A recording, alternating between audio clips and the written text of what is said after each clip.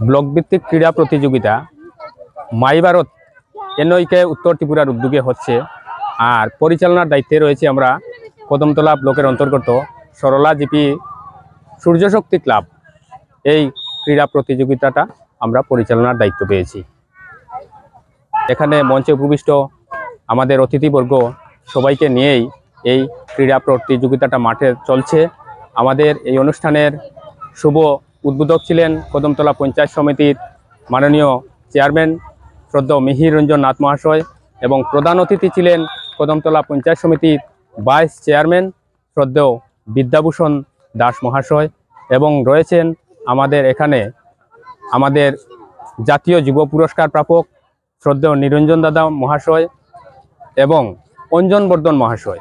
তার ছেলেদের যে ইভেন্টগুলা সেটার ভলিবল, ব্যাডমিন্টন এবং 400 মিটার দৌড় প্রতিযোগিতা।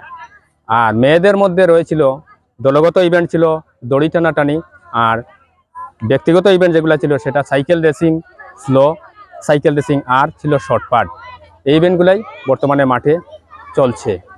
তাদের প্রতিটি ইভেন্টেই পুরস্কারের ব্যবস্থা রয়েছে, আর রয়েছে সার্টিফিকেট। প্রতিটি সার্টিফিকেট এনওয়াইকে মাই ভারতের উদ্যোগেই তাদের হাতে প্রত্যেক প্রতিযোগিতার হাতেই তুলে দেওয়া হবে।